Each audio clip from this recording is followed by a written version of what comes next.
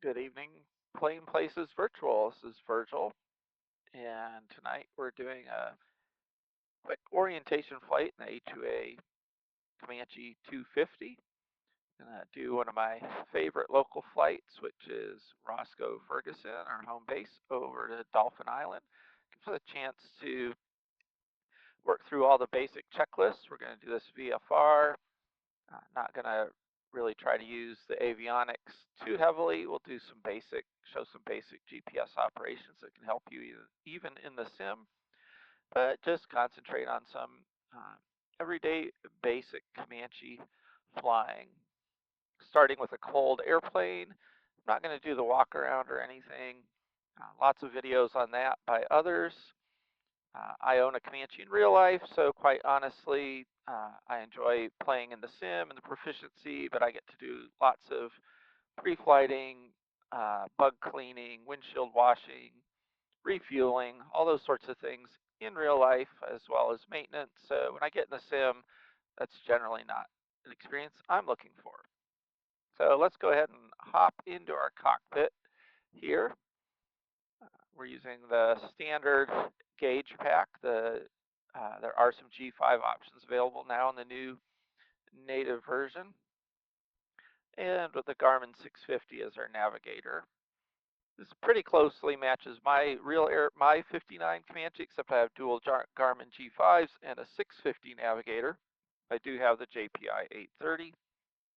Don't have an ADF anymore, but otherwise, a lot of this is quite similar. So if you're interested in a good Comanche checklist, look in the show notes description. I've got a link to custom Comanche checklist that I made, as well as a nicely formatted power chart that we're going to use here in a little bit. So that's the checklist I'm going to use for us here. So before to start, tow bar, tie downs, and control lock. Comanche control lock is this fancy bungee cord. So very easy to know that you've got that removed. Always, basically, before I get my seatbelts on, I'm going to go through that again. Those things on the outside of the airplane, if I'm not positively sure, I can get back out of the airplane with maybe slightly less embarrassment.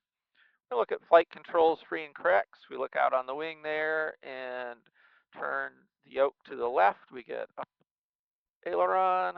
Turn the yoke to the right. We get down aileron. Can't really see the other because of this co-pilot that Microsoft will not let us get rid of. Check for full travel on the elevators. If you really, really look behind you, you can see the stabilator. Make sure it's also moving in the correct direction. Clock. Comanches, a lot of us still have a wind-up clock. Microsoft doesn't automatically winds and sets it for us. Brakes. My Comanche, I have just hand brakes and no toe brakes. And so in the sim here, I've actually turned off the toe brakes on my rudder pedals and just have brakes tied to joystick button. So to set the parking brake, you do need to set the brakes and then pull the parking brake handle. And that basically gives us two hands instead of one hand as we do the rest of the things on the checklist. At this point, get seat belts fastened and move on to the engine start checklist. So we're going to go master switch on. We're going to turn the fuel pump on, listen for it pumping, and then watch that fuel pressure needle raise. Once we start to get some rise from the needle, we can turn this back off. Because once the engine's running, there's really not an easy way to tell if the the electric fuel pump is working or not. There we got that fuel pressure rise we're looking for, so we can turn it back off.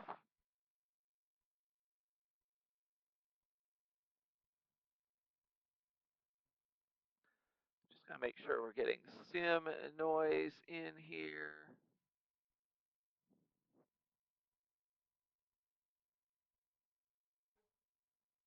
All right.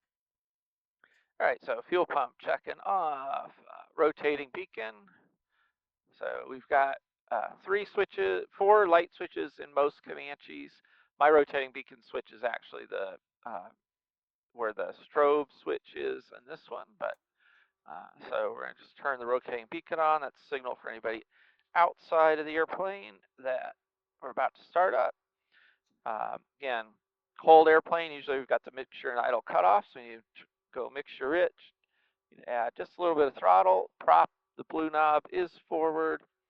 We're going to give it about 4 hits on a warm day of the primer.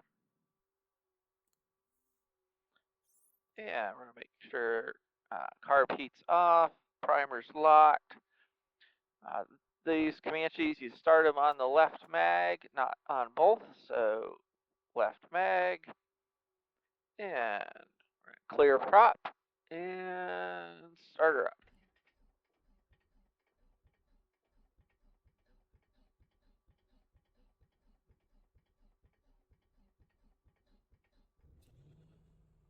All right, usually they start a little easier than that. Guess I didn't give it quite enough gas.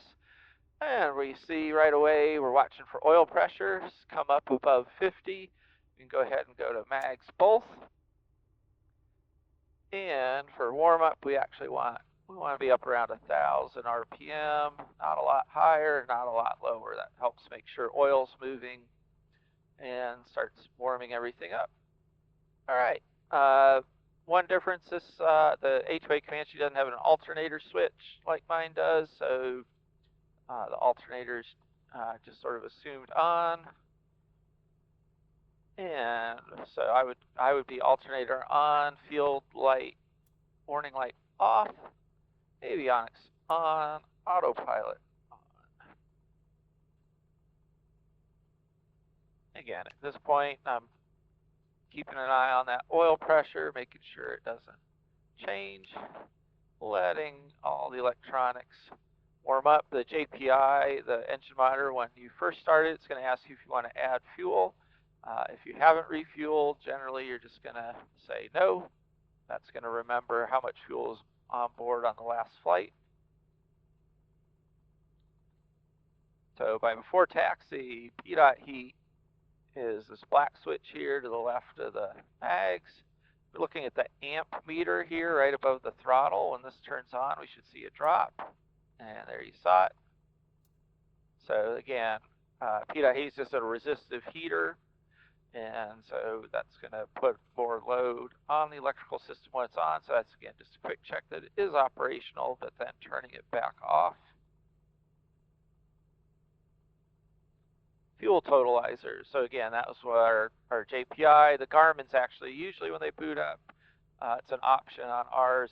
It has its own built-in totalizer. It's just really a timer-based system. So we would also set it for known fuel on board. Flight instruments. So we're looking, checking our compass. So we've got 50 degrees on the HSI slave, 50 degrees on the magnetic compass. So that looks pretty good. This is also when we would be setting our altimeter. So I've set the pressure out here today. Easy, just the standard. So 2992. Gives us a field elevation here of about 20 feet, which again is looking good. Radios. So 228 is Roscoe.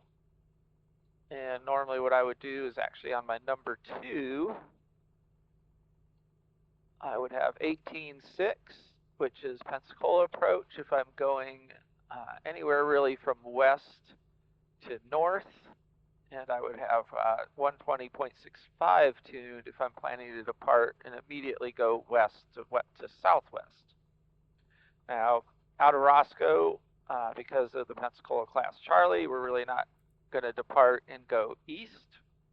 Again, we need to be contacting Pensacola first, and we're not going to be departing south unless it's a weekend and we know that the Navy base is closed, because otherwise we'd run right into their airspace. Basically, their Class C tower airspace just outside. All right, so radios are set.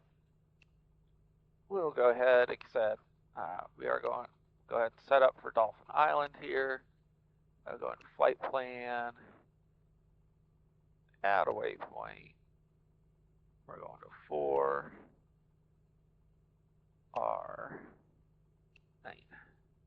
Jeremiah Denton, Dauphin Island. Hit enter. 41 nautical miles. And again, usually here, we'll go back to the map. On course is a 262. Always good.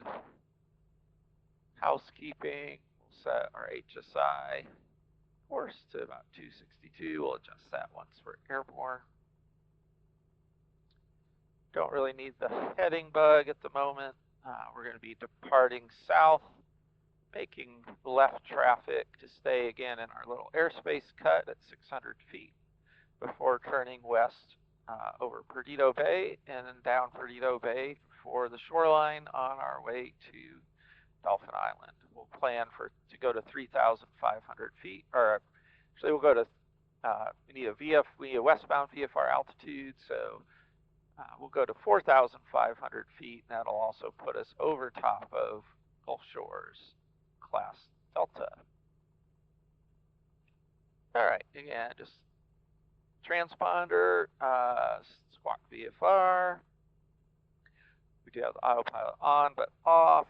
Headsets turned on. All right, so we're up to the run-up. Here, again, I look at the oil temp. We've been running long enough that we've got a little temperature. We've still got the parking brake set. You want to always, when we first run up, you keep your hand on the brakes to make sure you set them well enough. So this is our second check for controls free and correct. You just always want to sort of do that twice. And if we'd leaned out for taxi, we're going to go back to mixture rich. Prop forward, we're going to bring the RPM up to 1,700, 1,800 RPM. Smooth, but not too fast. All right, and now we're going to do the mag checks. We're going to go to right first. We're going to look for that drop.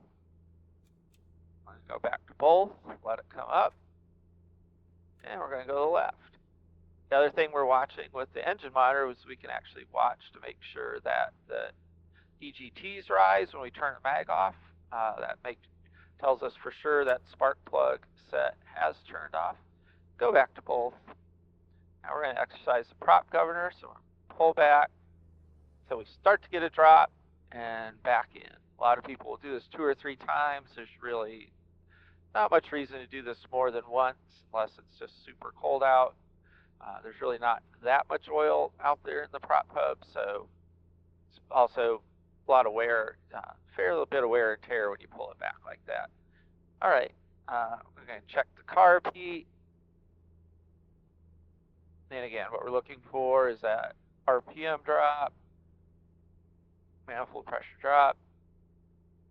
That just tells us the cable is still connected to the butterfly valve that lets raw air that's from the engine side into the carb when we need it. And with that, we come back to idle. We want to just make sure that when we do a big power change, nothing quits. That all looks good. So that's run up complete, which brings us up to the before takeoff checklist.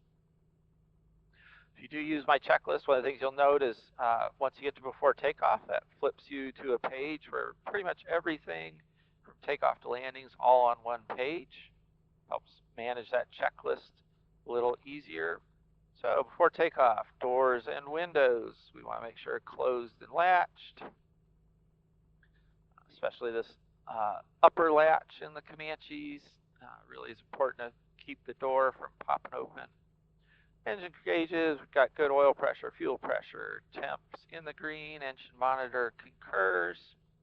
Trim looks set for takeoff. Want that in neutral. Flaps be a regular normal takeoff, so 0 flaps, mixture rich, props forward. We're going to get that fuel pump on. We're going to get the rest of our lights on. And P-dot heat's not going to be required. Takeoff brief, we're going to be departing south, climbing to 600, turning as we reach 600, we're going to throttle back to keep our speed down as we turn inside the airspace that we need to adhere to. If I zoom out here on the GPS, you can see we got to stay inside this peaked pie slice under 700 feet as we are going to exit out to the west. So there's really no turning back. We're going to be too low to do any sort of turn back to the runway in the event of an engine problem. We're going to be finding the most suitable open area straight ahead for a controlled off-airport landing.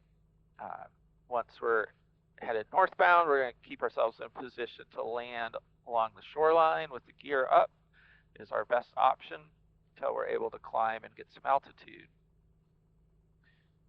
With that normal takeoff, we're going to roll to about 85, watching that right rudder as the torque and P factor come in.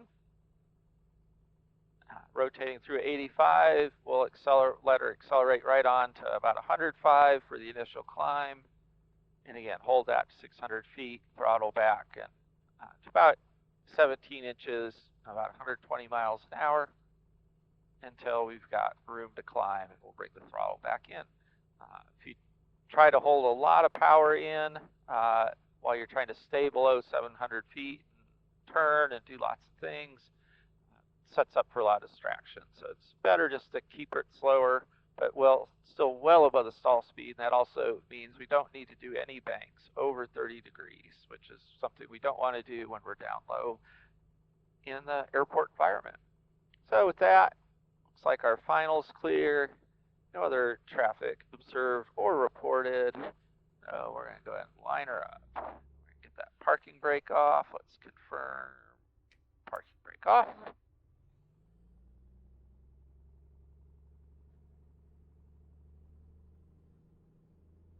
For some reason, Microsoft doesn't understand grass real well.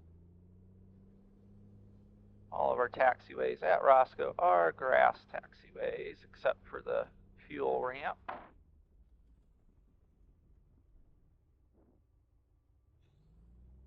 All right, I've got 40-foot paved. Get ourselves nice and lined up here.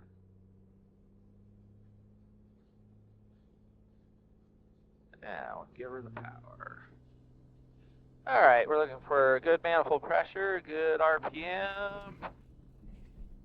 Get that right rudder in, the airspeed's alive. 80, rotate. Positive rate, gears coming up. And in ours, you'd see that amber light. We'd say gears up, amber. Pitch for best rate. See, empty in the Comanche. That's screaming along. We got Navy Pensacola coming in view just off to our right. There's 600 feet. Throttle back. And 30-degree turn.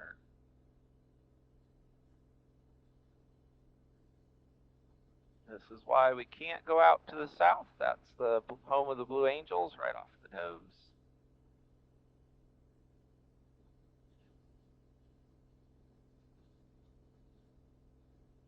.30-degree maximum bank.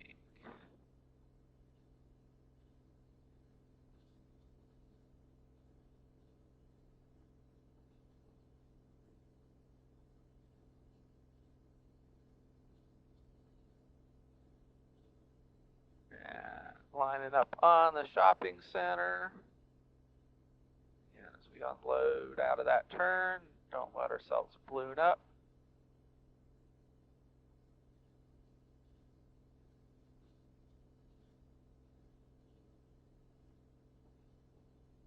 Zoom back in here a bit, it's a little easier to see our airspace.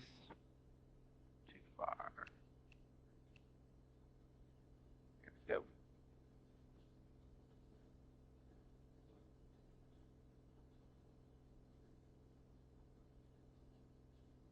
All right, coming up on the water, we make a turn. This also runs us out of the surface area about as fast as we're able.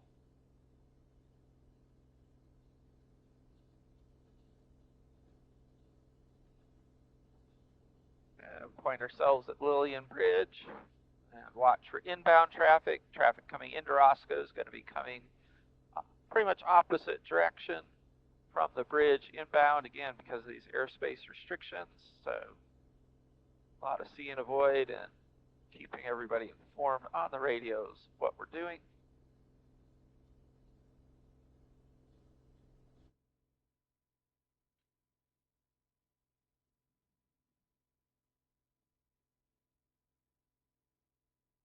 Notice I'm not over 1,000 feet AGL yet, so that fuel pump's still on. Gear is up. As the throttle back, you can see the amber light slit just under the throttle. Garmin, your position is your nose, so we're out of the inner, so we're going on up to 1,200 feet.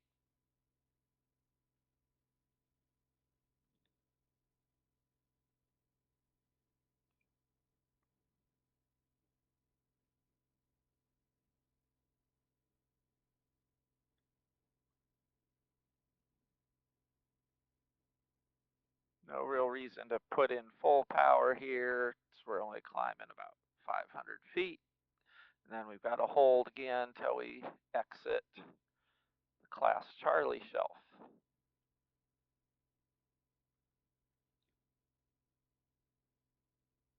And Navy base, Pensacola Pass out there behind the wing, Perdido Key just in front of the wing, on the beach.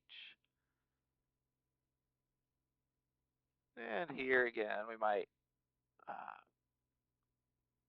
bring the RPM back, 2,400.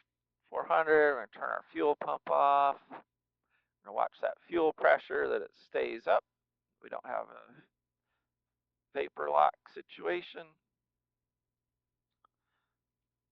We do Young Eagles flights. This is very similar. We come off, we sort of go to the west end of the bridge there, and then we follow the shoreline down towards Orange Beach, Alabama. Those of us with faster airplanes get down pretty close to the beach. The people giving rides in slower airplanes just turn for home a little sooner.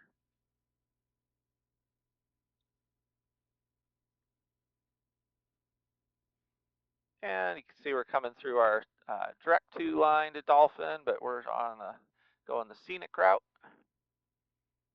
Yeah, what I'm watching for here is once we're clear of the Pensacola Class Charlie, that sort of pink magenta ring up in front of us, we're going to climb to 4,500. We just got to be over 2,000 to get to top the Gulf Shores Delta before we get there if we're not going to talk to them. A lot of times out here on this route, I'll call Gulf Shores from about 10 miles out and just get cleared through the Delta at 1,000 feet.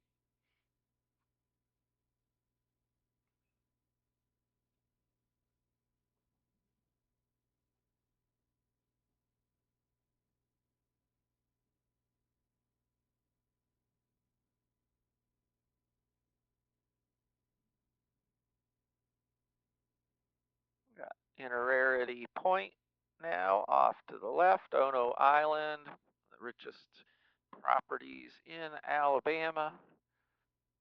Floribama Yacht Club and Grill. On the right is Orange Beach, Alabama.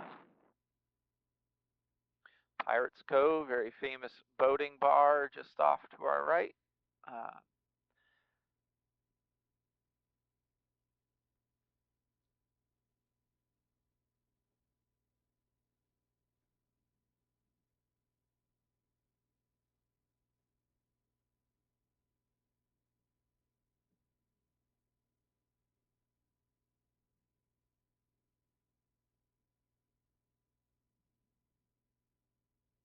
Starting to see the edge of the Gulf Shores Class Delta, the little blue dashed line in the upper right of the GPS. It goes to 2,000 feet. which is what that's showing us. We're just about to clear the Charlie. Yeah, we're clear the Charlie. Going back to full throttle, up to 4,500 feet.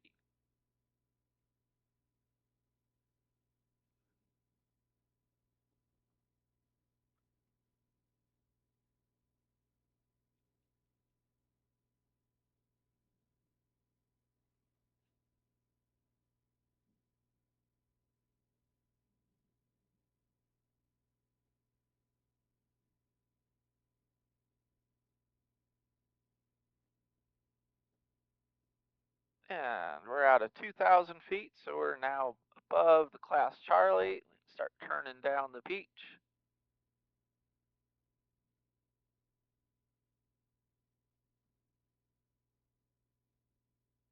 Gulf Shores Airport coming into view in the right side of the windshield up by the horizon.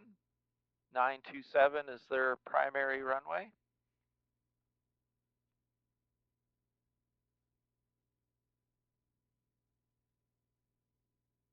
This is sort of what we'd call ballistic flight plan. So we're going to 4,500. Dauphin Island pattern altitude is 1,000. Gives us 3,500 feet to lose. If we round that out to 4,000, we need to lose. That's 12 to 15 miles out. You can see we've got 30 miles to go. So we're not going to be up here at 4,500 feet very long. Although for demonstration purposes, I might leave us up here a little longer.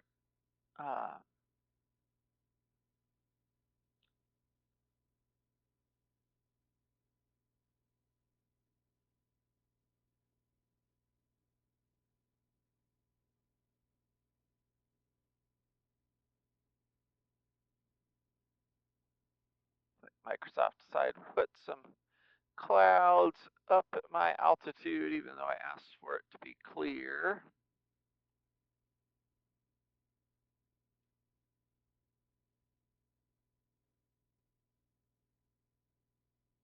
All right, we're approaching 4,500.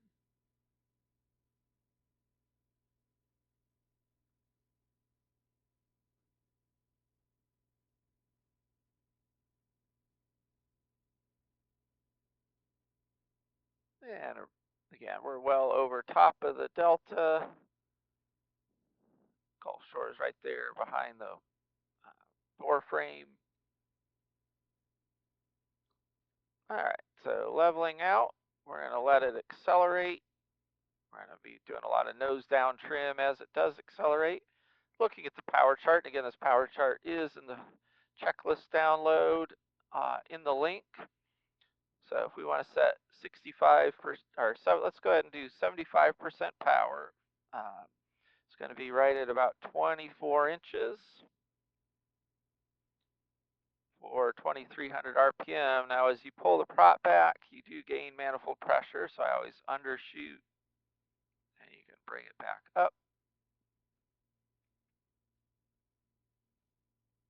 And we'll get some leaning in. That's also going to raise the manifold pressure. Watch our altitude here.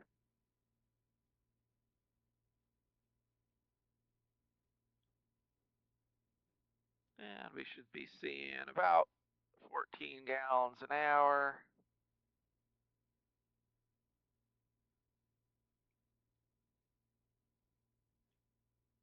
And again, I'm expecting to see, and it looks like seeing about 1450 to 1500 on the exhaust gas temp.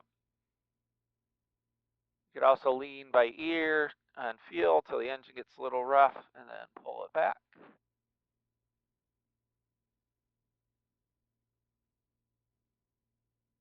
Just nosing around these clouds a little bit since we are VFR.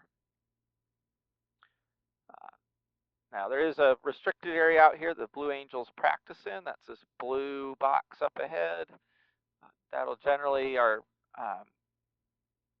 flight bags will show if that's active, the NOTAMs, but it's also, if I'm out in this area, I definitely would have called either the Gulf Shores Tower or Pensacola Approach both could tell me if it was hot. I have had it go active while we were in the area before. I actually got a video to make when I got advised of that here recently, so we stayed out of it. If you are landside, so that the restricted area is only over the water, so if you're basically over the beach or further north, you're not in it. All right, see Dauphin Island just under the puffy cloud there on the horizon. And great thing about the Comanche is we're making pretty good time. We got 8 minutes to go. So we're going to look to start our descent at about 15 miles. So here in about 6 miles or 3 minutes. Descent, we're going to smoothly reduce power to about 18 inches, and then over the next minute or two, smoothly reduce it. In the sim, you'll need to reduce it on down to about 12 and a half, 13. The real airplane, usually don't have to reduce it below 14 for a good cruise descent. We don't want to build up a lot of speed because we are going to need to bleed off all that speed before we enter the pattern.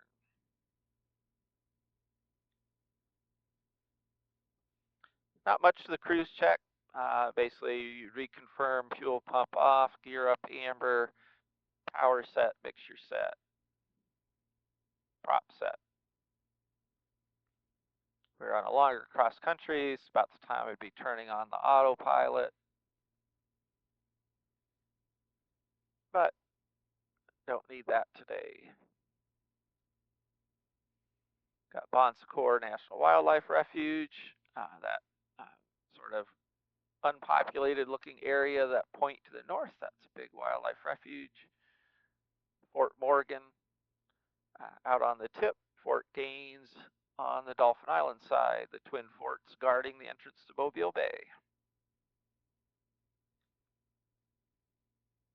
If you like to watch this area or see this area in real life, we've got a lot of videos in our Comanche going to and from Dauphin Island. So definitely take a look at those main channels at Plane Places. If you like this content, please give us a like and subscribe so we can so you can get notified when we're flying, whether it's virtually or in real life.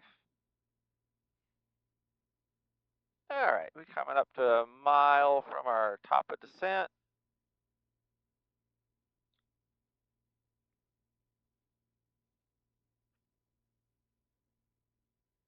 And again, smoothly back to about 18, let her lean over.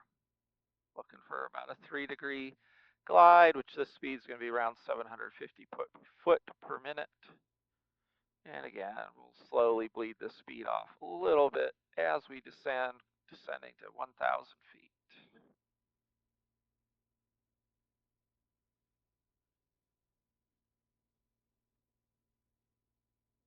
Dauphin Island, I believe, is also on 22.8.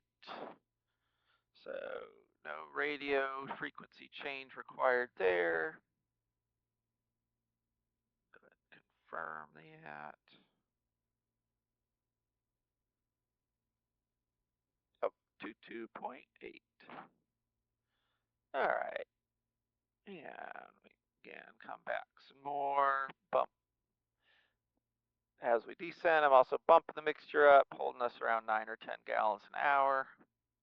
Not going to full rich. And let's see, winds. Favoring 1-2, which is our favorite runway. So we're going to make 45 left entry for runway 12.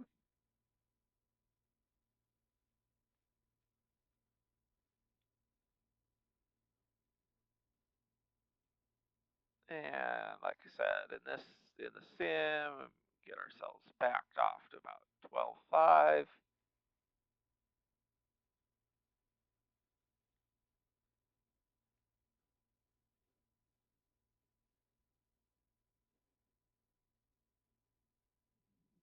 And about now, we'd be making our 10-mile initial call for traffic. 10 east, inbound for left traffic 12 Dauphin Island.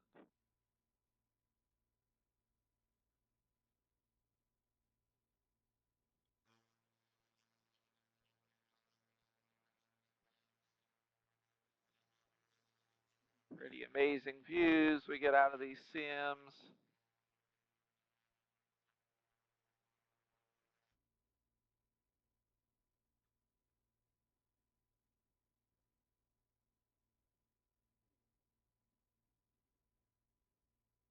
And once we get inside of 10 miles, we'll automatically get the option to add the visual guidance on the 650. So turn that on for runway 12. It's going to give us an advisory glide slope 3 degrees, as well as an extended runway centerline. All right. I've got airport in sight. So as you look at the main part of Dauphin Island, there's sort of an initial peninsula to the right. That's not it. The second peninsula to the right, that's the causeway road up to Mobile. So that's not it. So that third peninsula, the dark one, is the airport. We're already lined up pretty good for the 45, getting a nice look at Fort Gaines, or Fort Morgan here off to the left.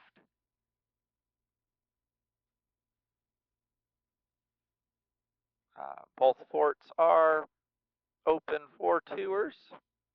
There is a car ferry that runs between Dauphin Island and Fort Morgan.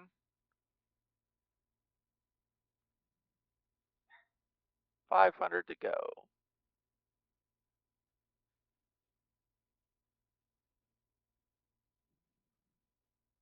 And our goal here is to be at pattern air altitude and a reasonable airspeed, not a cruise airspeed as we come into the pattern. We're looking good for that.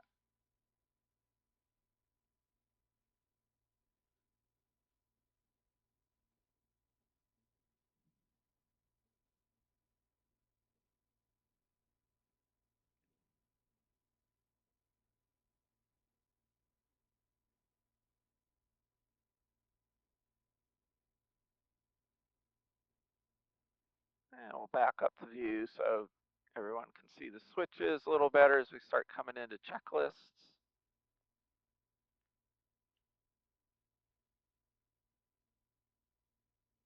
Again, leveling off, bringing in a little bit of power, but not a lot. Here we've been making our 3-mile call, still looking good for this midfield downwind entry.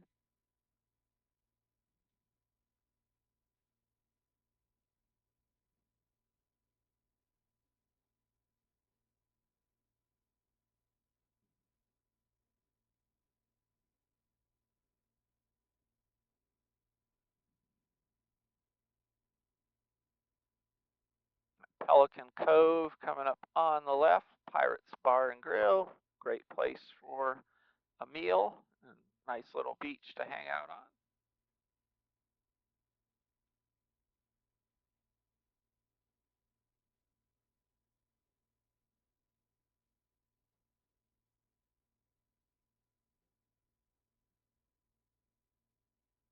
And here we'll back a little bit more. Again, we want to get us down around 130 miles an hour.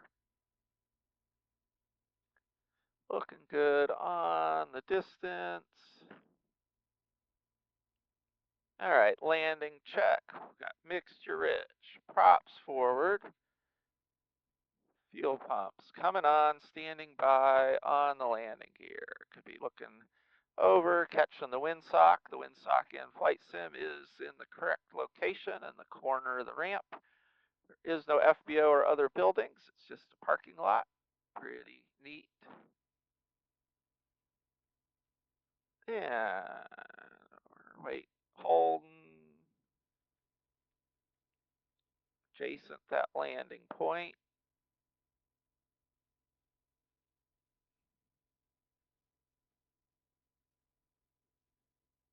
All right, adjacent the landing point. Gears coming down. Got gear down in green, flaps 1 coming out.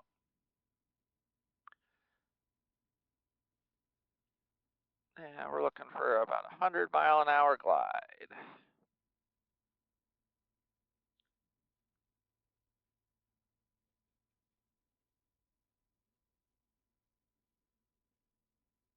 We have us again about on the horizon.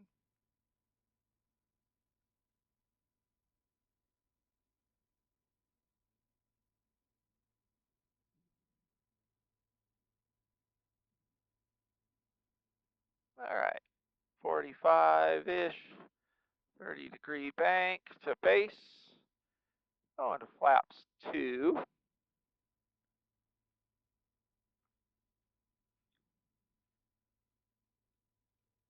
Adding a little bit more up trim.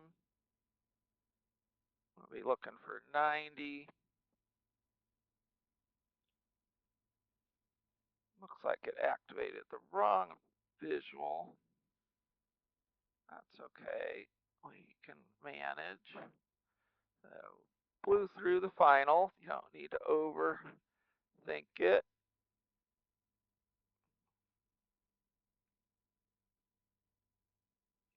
Get flaps full. Come on, glide. We're gonna decelerate to about 82. If we're gross weight, we're a little lighter than that. So our target speed for short fields probably right around 77. We do need to verify that we've got 3 green on final. 3 green on final. Full flaps. You want lots of nose up trim. Get on the center line.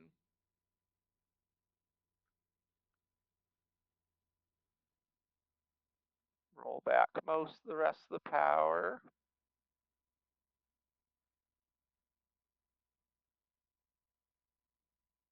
Power's out. Hold it off.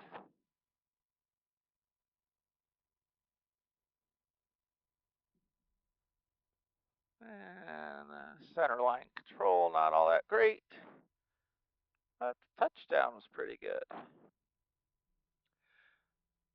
Good news is, as hard as Comanches are to land, they are a little easier in real life than they are in the simulator, just like most airplanes.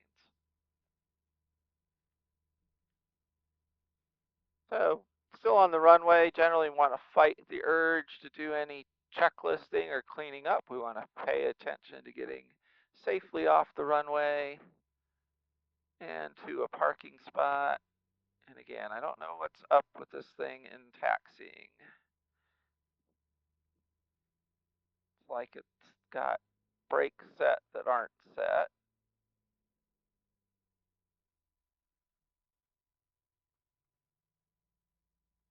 Out here to park. Let's just make that very clear. And again, I'm not going to fight this ground handling. So there we are. Comanche basics. So after landing cleanup, you can get that fuel pump off. You can get generally you're going to raise those flaps on the rollout to get better braking. We touched down nice and slow. Wasn't a real worry. I like leaving the lights on pretty much all the way to parking. When we're ready, we just pull the mixture. As she quits, turn the mags off, beacon off, Avionix autopilot, master switch. We are cold. We're getting out of the airplane. Go ahead and put the control lock in. And all set.